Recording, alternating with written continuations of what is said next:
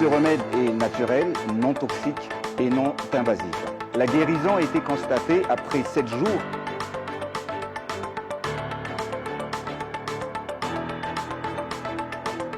Aujourd'hui à Madagascar, on a eu 171 cas, dont 105 guéris.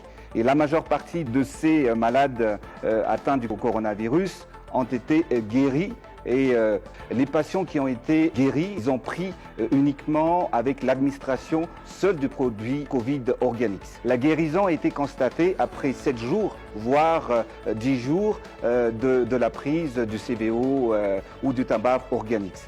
Ce remède est naturel, non toxique et non invasif. Est-ce que le Mediator avait reçu et obtenu les autorisations? Combien de personnes sont mortes en fait du médicament Mediator?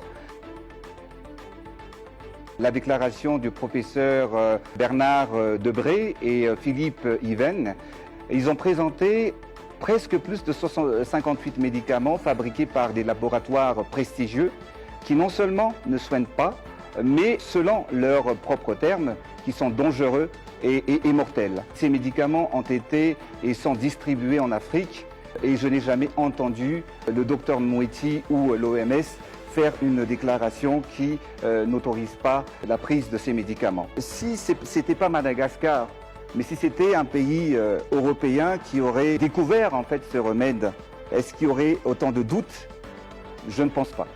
Dans cette bataille, on veut nous freiner, on veut nous décourager, voire même nous interdire d'avancer. Nous sommes un pays souverain et nous sommes là pour aider notre peuple, notre population, pour ne pas vraiment être victime ou mourir de cette pandémie. Il ne faut pas confondre essais cliniques et observations cliniques. Nous, actuellement, quand on parle de Tambaf CBO, on a le statut de remède traditionnel amélioré. Quand on parle d'un remède traditionnel amélioré, le système de validation est différent de celui d'un médicament. On ne mène pas des essais cliniques, mais plutôt une observation clinique selon les indications du guide élaboré par l'OMS. Et c'est ce que nous avons fait. Nous avons mené justement une observation clinique. Ainsi, un protocole d'étude à observer et nous avons regardé, nous avons fait une observation clinique sur l'effet et l'état de santé des malades atteints du coronavirus. Donc aujourd'hui, nous avons respecté les normes éthiques reconnues universellement en matière d'études et de recherche clinique.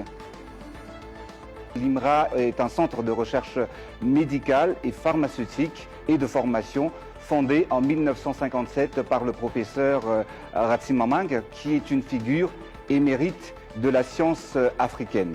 Le produit Madecasol, qui est produit aujourd'hui par la société Bayer, qui fait centaines de médicaments. Et ça a été le fruit de recherche de l'IMRA.